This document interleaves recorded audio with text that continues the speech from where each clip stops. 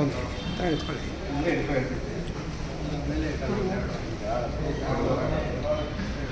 ನೀವು ಸ್ಟಾರ್ಟ್ ಮಾಡಿದ್ರಾ ಫೋಟೋ ನಾವು ಏಟ್ ಕೊಡೋಣ ಆಮೇಲೆ ಲೈವ್ ಯಾರು ಬಂದಿಲ್ಲ ಈಗ ನಾವು ಮಾಡಿ ಕಾರ್ಯಕ್ರಮ ಮಾಡಿ ನಿಮಗೆ ಫೋಟೋ ಕೊಡ್ತೀವಿ ಮತ್ತೆ ಮಾಡ್ಕೊಂಡು ಆಮೇಲೆ ಫೋಟೋ ಸರ್ ನಿಮಗೆ ಹಸ್ತಾಂತರ ಜಿ ಸರ್ ಲೈವ್ ಯಾರು ಬಂದಿದೆ ಏನೆಲ್ಲ ಆ ಕಡೆ ತಿರ್ಕೊಂಡು ಹಾಕ್ತಾರೆ ಬಿಡು ಹತ್ರ ಬಂತು ಹತ್ರ ನಿಂತ್ಕೊಳ್ಳಿ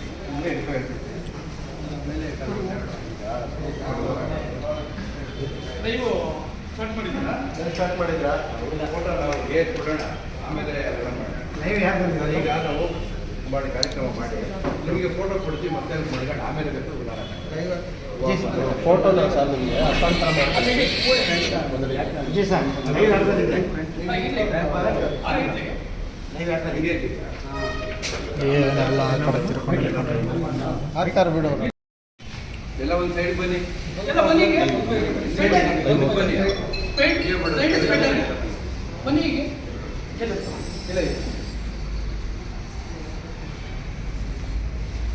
ನಮಸ್ಕಾರ ವೀಕ್ಷಕರೇ, ಈ ದಿನ ನಾವು ಬನ್ನೇರಘಟ್ಟ ಪೊಲೀಸ್ ಠಾಣೆಯಲ್ಲಿ ದಕ್ಷ ಮತ್ತು ಪ್ರಾಮಾಣಿಕ IPS ಅಧಿಕಾರಿ ಕಾರ್ಯನಿರ್ವಹಿಸಿರುವ ಮಧುಕರ್ ಶೆಟ್ಟಿ ಅವರ ಪುಣ್ಯ ಸ್ಮರಣೆಯ ಕಾರ್ಯಕ್ರಮವನ್ನು ಬನ್ನೇರಘಟ್ಟ ಪೊಲೀಸ್ ಠಾಣೆಯ ಆವರಣದಲ್ಲಿ ನಾವು ಈ ಕಾರ್ಯಕ್ರಮ ಹಮ್ಮಿಕೊಂಡಿದ್ದೇವೆ. ಈ ಕಾರ್ಯಕ್ರಮಕ್ಕೆ ಬನ್ನೇರಘಟ್ಟ ಪೊಲೀಸ್ ಠಾಣೆಯ ಆರಕ್ಷಕ ನಿರೀಕ್ಷಕರಾಗಿರುವಂತಹ ಕೃಷ್ಣ ಕುಮಾರ್ ಅವರು ಬಂದಿದ್ದಾರೆ. ನಾವು ಅವರಿಗೆ ಸ್ವಾಗತವನ್ನು ಕೋರ್ತೇವೆ.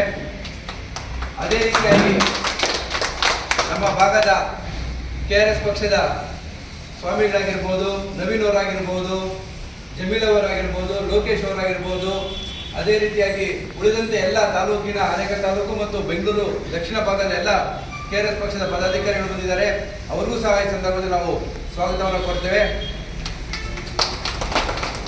ಮಧುಕರ್ ಶೆಟ್ಟಿಯವರ ಒಂದಷ್ಟು ವಿಚಾರಗಳನ್ನು ನಮ್ಮ ಈ ಭಾಗದ ನವೀನ್ ರವರು ಒಂದಷ್ಟು ಅವರ ಬಗ್ಗೆ ಒಂದಷ್ಟು ವಿಚಾರಗಳನ್ನು ತಿಳಿಸಬೇಕು ಅಂತ ನಾನು ನವೀನ್ ಅವ್ರಿಗೆ ಕೊಡ್ತೇನೆ.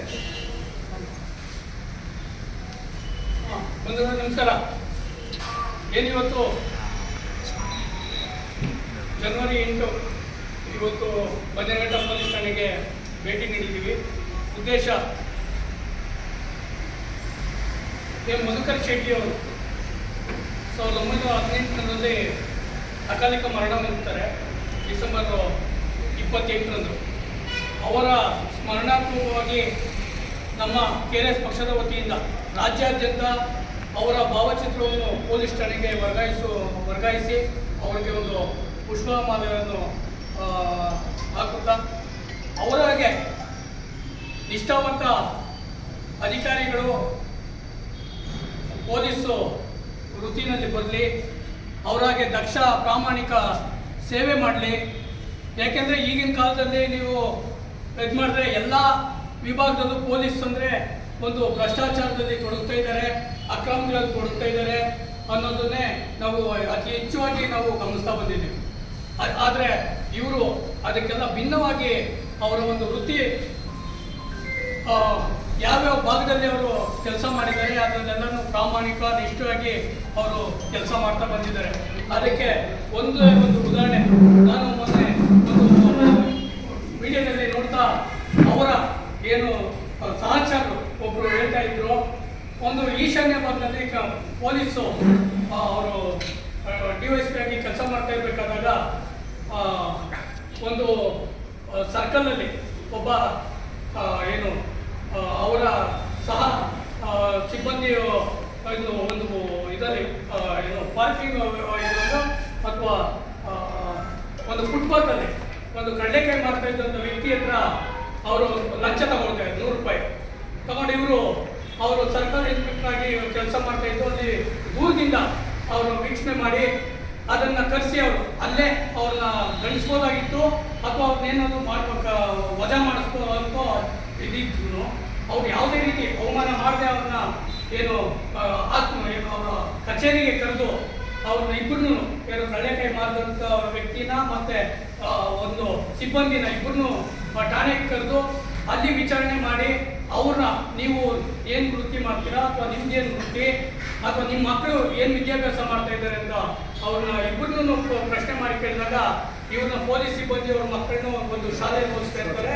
ಅವರು ಕಳ್ಳೆಕಾಯಿ ಮಾಡ್ತಾ ಇರೋಂಥ ವ್ಯಕ್ತಿಗೆ ಅವ್ರ ಮಕ್ಕಳನ್ನ ಶಾಲೆ ಬಿಡಿಸಿ ಕೆಲಸಕ್ಕೆ ಕಳಿಸ್ತಾ ಇರೋದನ್ನ ಅವರು ತಿಳಿಸಿದಾಗ ಇವರು ಅದನ್ನೆಲ್ಲ ಪೊಲೀಸವ್ರಿಗೆ ಮನವೊಲಿಸಿ ಅವರ ಜೋಬಲ್ಲಿ ಏನು ಹಣನ ಚೆಕ್ ಮಾಡಿದ್ರೆ 1300 ರೂಪಾಯಿ ಇರುತ್ತದೆ. 1300 ರೂಪಾಯಲ್ಲಿ 700 ರೂಪಾಯಿ ಕಳ್ಳೆಕಾಯಿ ಮಾರುವಂಥ ವ್ಯಕ್ತಿಗೆ ಕೊಟ್ಟು ಇನ್ನು 500 ರೂಪಾಯಿನ ಪೊಲೀಸು ಸಿಬ್ಬಂದಿ ಏನು ಹಣ ತಗೊಂಡಿರ್ತಾರೆ ಅವ್ರಿಗೆ 500 ರೂಪಾಯಿ ಕೊಟ್ಟು ಕಳಿಸ್ತಾರೆ.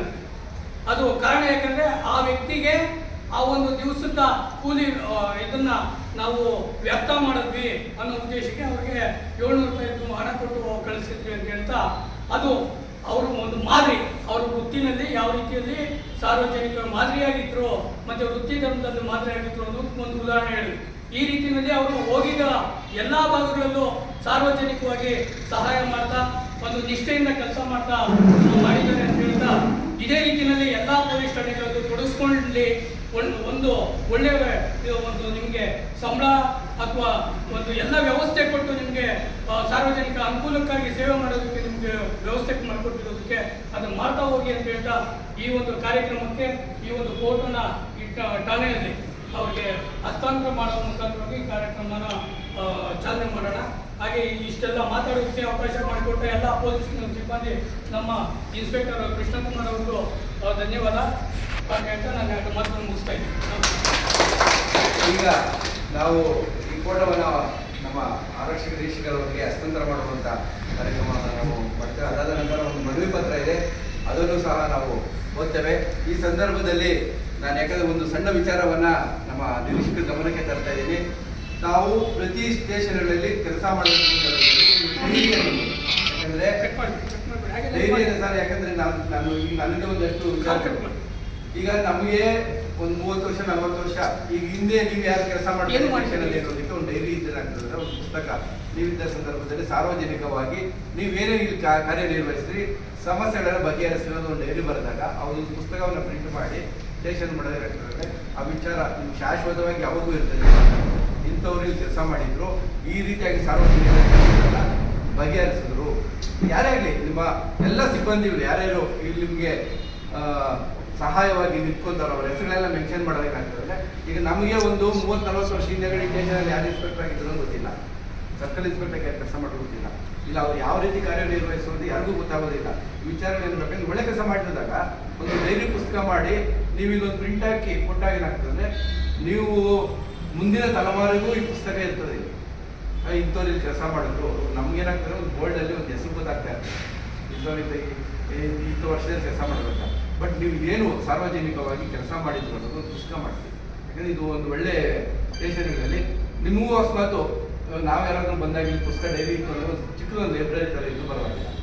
ಯಾರ್ಯಾರು ಆ ವರ್ಷದಲ್ಲಿ ಕೆಲಸ ಮಾಡಿರುವಂಥದ್ದು ಇಂಥವ್ರ ಒಂದು ಫೋಟೋ ಹಾಕ್ಕೊಳ್ಳಿ, ಒಂದು ಪೊಲೀಸ್ ಡೈರಿ ಅಂತ ಮಾಡಿ ಆ ವಿಚಾರದಲ್ಲಿ ನಾವು ಬಂದಾಗ ಪುಸ್ತಕ ಸಾರ್ವಜನಿಕರು ಸಮಯ ಕೊಟ್ಟಾಗ 2 ಅವರ್ 3 ಅವರ್ ಕಾಯ್ತಾರೆ ಅಂದಾಗ ಆ ಪುಸ್ತಕಗಳನ್ನ ಯಾರು ಓದ್ತಾರೆ. ಓದಾಗ ಏನಾಗ್ತದೆ, ಇಂಥವ್ರು ಹಿಂಗೆ ಕೆಲಸ ಮಾಡ್ತಾ ಇದ್ರು, ಇನ್ನು ಒಳ್ಳೊಳ್ಳೆ ಸಾರ್ವಜನಿಕ ವಿಚಾರವಾಗಿ ಸ್ಪಂದಿಸಿದ್ದಾರೆ, ಇಂಥ ಕೆಲಸ ಮಾಡಿದ್ದಾರೆ ಅನ್ನೋದೇನಾಗ್ತದೆ. ಅದೊಂದು ಮನವರಿಕೆ ಇಂಥವರು ಈಗ ಆ ಥರದ್ದು. ಯಾಕಂದರೆ ಮಾಡಿದಾಗ ಏನಾಗ್ತದೆ, ನಮಗೆ 30-40 ವರ್ಷಗಳೇ ನಾನು ಹತ್ತಿರದಲ್ಲಿ ನನ್ನ ಅನುಭವದಲ್ಲಿದ್ದಾಗ ಪುರುಷೋತ್ತಮ್ಮನವರು ಹಲವಾರು ಕ್ಲಬ್ಗಳು ಇನ್ನೊಂದು ಮತ್ತೊಂದು ಇಸ್ಪಿಟ್ ದಂಧೆಗಳನ್ನು ಒಂದಷ್ಟು ಅವರು ಬಂದಾಗ ಮಟ್ಟ ಹಾಕಿದ್ರು. ಯಾಕಂದರೆ ಅದು ಎಲ್ಲೂ ಯಾರಿಗೂ ಗೊತ್ತಾಗೋದಿಲ್ಲ. ಈಗ ಮುಂದಿನ ಜನ್ರೇಷನ್ಗೆ ಬೇರೆ ಬೇರೆ ರೀತಿಯಲ್ಲಿ ರಾಜಕಾರಣ ಆಗಿರ್ಬೋದು, ವ್ಯವಸ್ಥೆ ಹಾಳಾಗ್ತಾ ಇದ್ದಾಗ ಅವರು ಯಾವ ರೀತಿಯಾಗಿ ಸಾರ್ವಜನಿಕರ ಅಕ್ರಮಗಳನ್ನು ತಡೆದ್ರು ಅನ್ನೋದಕ್ಕೆ ಅಲ್ಲಿನ ಅಧಿಕಾರಿಗಳು ಯಾವ ರೀತಿ ಕೆಲಸ ಮಾಡಿದ್ರು ಅನ್ನೋದು ಚರಿತ್ರೆಯಾಗಿ ಉಳಿಬೇಕು. ಆಗೇನಾಗ್ತದೆ ಅಂದರೆ ಆ ಪುಸ್ತಕದ ಮುಖಾಂತರ ಇದ್ದಾಗ ಏನಾಗ್ತದೆ, ಯಾವಾಗ ಶಾಶ್ವತವಾಗಿರ್ತದೆ. ಒಂದು ಡೈರಿ ಅನ್ನೋದು ಆ ಸ್ಟೇಷನ್ಗೆ ಸಂಬಂಧಪಟ್ಟ ಪ್ರತಿ ಸ್ಟೇಷನಲ್ಲಿ ಕಾರ್ಯನಿರ್ವಹಿಸಿರುವಂಥ ಅಂಥ ಪೊಲೀಸ್ ಅಧಿಕಾರಿಗಳು ಚರಿತ್ರೆ ಅನ್ನೋದಿಸ್ತದೆ. ಯಾಕಂದರೆ ನಾವು ಬೇರೆ ಬೇರೆ ರಾಜಕಾರಣದಲ್ಲಿ ನೋಡಿರ್ತೀವಿ, ಸಿನಿಮಾ ರಂಗದಲ್ಲಿ ನೋಡಿರ್ತೀವಿ. ಅದೊಂದು ಸಿನಿಮಾ ಆದರೆ ಯಾವ ವರ್ಷ ರಿಲೀಸ್ ಆಯಿತು, ಎಷ್ಟು ಏನು ಅಂತ ಗೊತ್ತಾಗ್ತದೆ. ಬಟ್ ಪೊಲೀಸ್ ಇಲಾಖೆ ಸೇವೆ ಸಲ್ಲಿಸಿರುವಂಥದ್ದು ಇವರ ಚರಿತ್ರೆ ಸಹ ಒಂದು ಪುಸ್ತಕದ ಮುಖಾಂತರ ಆ ಭಾಗದಲ್ಲೇ ಇದ್ದಾಗ ಅದು ಪ್ರಿಂಟ್ ಆದಾಗ ನಮಗೊಂದು ಮುಂದಿನ ತಲೆಮಾರಿಗೂ ಅದು ಅನುಕೂಲ ಆಗ್ತದೆ ಅನ್ನೋದು ನಮ್ಮದೊಂದು ಸಣ್ಣ ಸಲಹೆಯನ್ನು ಈ ಸಂದರ್ಭದಲ್ಲಿ ಅವರಿಗೆ ತಿಳಿಸ್ತೀನಿ. ಅದೇ ರೀತಿಯಾಗಿ ಈಗ ನಾವು ಈ ಫೋಟೋವನ್ನು ಕೊಡುವಂಥ ಕಾರ್ಯಕ್ರಮವನ್ನು ನಾವು ಮಾಡ್ತೀವಿ. ಬನ್ನಿ, ಎಲ್ಲ ಈಗ ನಿಮ್ದು. ಅಡ್ಡ ಬರಬೇಡಿ, ಸೈಡ್ಗೆ ನಿಂತ್ಕೊಂಡ್ರೆ. ಸ್ವಲ್ಪ ಸೈಡ್ಗೆ ಅಣ್ಣ ಸ್ವಲ್ಪ ಫೋಟೋ ತಗೊಳ್ಳಿ. ಸ್ವಲ್ಪ ಹಿಂದೆ ಬರ್ತೀರಾ ನೀವು? ಸ್ವಲ್ಪ ಹಿಂಗೆ ಸ್ಟ್ರೈಟ್ ಆಗಿ. ಇಲ್ಲ ಸ್ವಲ್ಪ ಹಿಂದೆ ಹೋಗಿಲ್ಲ ಬನ್ನಿ ಸ್ಟ್ರೈಟ್ ಆಗಿ ಎಲ್ಲರೂ ಬರ್ತಾರೆ. ಒಂದು ನಿಮಿಷ.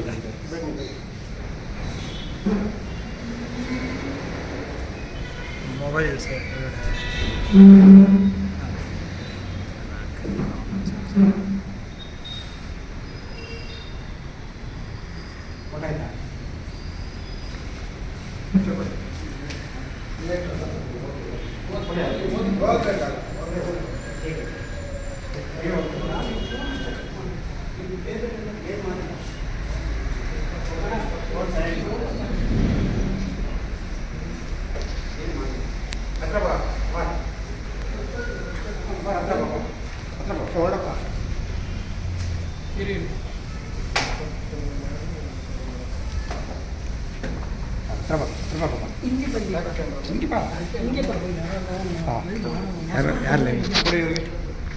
ಯಾರೋ ಒಬ್ರು ಲೈವ್ ಮಾಡಿರಿ.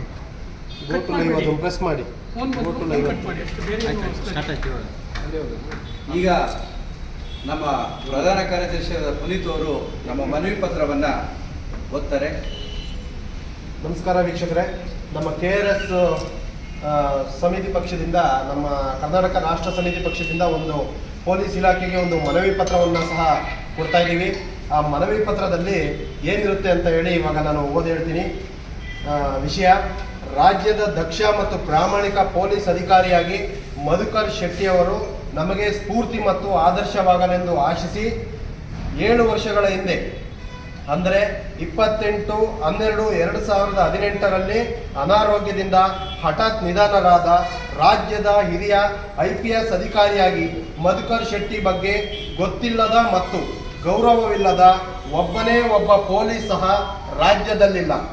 ಅತ್ಯುನ್ನತ ವಿದ್ಯಾಭ್ಯಾಸ ಪಡೆದಿದ್ದ ಮತ್ತು ನಾಡಿನ ಜನರ ಬಗ್ಗೆ ಕಾಳಜಿಯಿಂದ ಅತ್ಯಂತ ದಕ್ಷತೆ ಮತ್ತು ಪ್ರಾಮಾಣಿಕತೆಯಿಂದ ಕರ್ತವ್ಯ ನಿರ್ವಹಿಸಿ ರಾಜ್ಯದ ಮಣ್ಣಿನ ಮಗ ಮಧುಕರ್ ಶೆಟ್ಟಿ ಅವರು ನಮ್ಮ ಪೊಲೀಸ್ ಇಲಾಖೆ ಮಾತ್ರವಲ್ಲದೆ ಮತ್ತು ನಮ್ಮ ರಾಜ್ಯದ ಜನರ ಹೆಮ್ಮೆಯೂ ಕೂಡ ಹೌದು. ಅದೇ ರೀತಿಯಾಗಿ ಈ ಹಿನ್ನೆಲೆ ಇಂದಿನ ಪೊಲೀಸರಿಗೆ ಮಧುಕರ್ ಶೆಟ್ಟಿ ಆದರ್ಶ ಮತ್ತು ಕರ್ತವ್ಯ ಬದ್ಧತೆಯನ್ನು ನೆನಪಿಸುವುದು ಅತ್ಯಂತ ಅಗತ್ಯ ಎಂದು ಭಾವಿಸಿ ರಾಜ್ಯದ ಜನಪರ ಹೋರಾಟದಲ್ಲಿ ತೊಡಗಿಸಿಕೊಂಡು ಲಂಚ ಮುಕ್ತ, ಭ್ರಷ್ಟಾಚಾರ ಮುಕ್ತ, ಸರ್ವೋದಯ ಕಲ್ಯಾಣ ಕರ್ನಾಟಕವನ್ನು ನಿರ್ಮಿಸಲು ನಿರಂತರವಾಗಿ ಶ್ರಮಿಸಿದ ಕರ್ನಾಟಕ ರಾಷ್ಟ್ರ ಸಮಿತಿ ಪಕ್ಷದ ವತಿಯಿಂದ ಮಧುಕರ್ ಶೆಟ್ಟಿ ಅವರ ಪುಣ್ಯತಿಥಿಯಾದ ಇಂದು ರಾಜ್ಯದ ವಿವಿಧೆಡೆ ಪೊಲೀಸ್ ಠಾಣೆಗಳಿಗೆ ಭೇಟಿ ಕೊಟ್ಟು ಮಧುಕರ್ ಶೆಟ್ಟಿ ಅವರ ಭಾವಚಿತ್ರ ನೀಡಿ ಅದರೊಂದಿಗೆ ಈ ಮನವಿ ಪತ್ರವನ್ನು ಕೂಡ ಕೊಡ್ತಾ ಇದ್ದೇವೆ. ಅದೇ ರೀತಿಯಾಗಿ ರಾಜ್ಯದ ಪ್ರಾಮಾಣಿಕ ಪೊಲೀಸರ ಬಗ್ಗೆ KRS ಪಕ್ಷದ ಸೈನಿಕರಿಗೆ ಅಪಾರವಾದ ಗೌರವ ಮತ್ತು ವಿಶ್ವಾಸವಿದ್ದು ಪೊಲೀಸ್ ಇಲಾಖೆ ದಕ್ಷ ಮತ್ತು ಪ್ರಾಮಾಣಿಕ ಪೊಲೀಸರು ಜೊತೆಗೂಡಿ ಈ ಇಲಾಖೆಯ ಬಗ್ಗೆ ಜನರಲ್ಲಿರುವ ಕೆಟ್ಟ ಅಭಿಪ್ರಾಯ ಮತ್ತು ಅಪನಂಬಿಕೆಯನ್ನು ಬದಲಿಸುವ ನಿಟ್ಟಿನಲ್ಲಿ ಸಂಘಟಿತವಾಗಿ ಮತ್ತು ಪ್ರಾಮಾಣಿಕವಾಗಿ ಕರ್ತವ್ಯ ನಿರ್ವಹಿಸಲೆಂದು ಈ ಮನವಿ ಪತ್ರವನ್ನು ಕೊಡ್ತಾ ಇದ್ದೀವಿ. ಏನೇ ಆಗಲಿ ಒಳ್ಳೆಯದನ್ನೇ ಮಾಡೋಣ, ಮಾಡುತ್ತಲೇ ಇರೋಣ.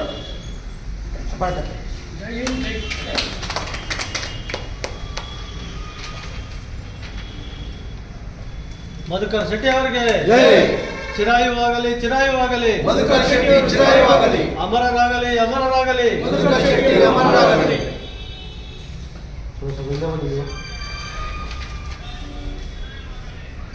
ಈಗ ಪುಷ್ಪಾರ್ಚನೆ. ಎಲ್ರಿಗೂ ನಮಸ್ಕಾರ. ಏನು ಇವತ್ತಿನ KRS ಪಾರ್ಟಿ ಪಕ್ಷದ ವತಿಯಿಂದ ಈ ಒಂದು ಮನವಿಯನ್ನು ನೀಡಿದ್ದೀರಿ, ಅದನ್ನು ಸ್ವೀಕರಿಸಿದ್ದೇವೆ. ಅದೇ ರೀತಿ ನಮ್ಮ ಹಿರಿಯ ಪೊಲೀಸ್ ಅಧಿಕಾರಿ ಆದಂಥ ಮಧುಕರ್ ಶೆಟ್ಟಿ ಸಾಹೇಬರದು ಒಂದು ಭಾವಚಿತ್ರವನ್ನು ಕೊಟ್ಟಿದ್ದೀರಿ, ಅದನ್ನು ನಾವು ಸ್ವೀಕರಿಸಿ ಅವರ ಒಂದು ಪ್ರಾಮಾಣಿಕತೆ ಮತ್ತು ನಿಷ್ಠತೆಯನ್ನು ಎಲ್ಲರೂ ಅನುಸರಿಸಬೇಕು ಅಂತ ಹೇಳ್ತಾರೆ. ಅದೇ ರೀತಿ ನಾವೆಲ್ಲರೂ ಅವರ ಪ್ರಾಮಾಣಿಕತೆಯಂತೆ ಕರ್ತವ್ಯ ಎಲ್ಲರೂ ಆಶ್ವಾಸನೆ ನೀಡ್ತಾರೆ. ಅವರಿಂದ ಪುಷ್ಪಾರ್ಚನೆ.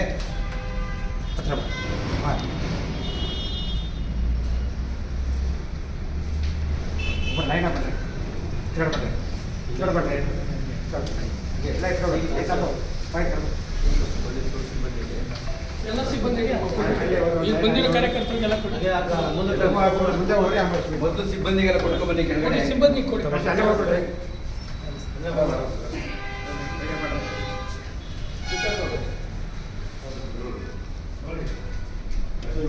ಹಾಕೋರಿಗೆ ಬಂದ್ಬಿಡ್ರಿ ಅಕ್ಕಡ ಹೋಗಿ ಏಯ್ ಕೇಳ್ಬಿಟ್ಟು ಮುಂದೆ ಹೋಗೋಣ.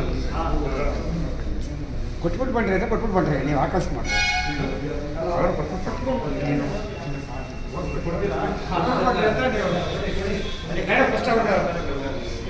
ಸ್ಟಾಪ್ ಎಷ್ಟೇ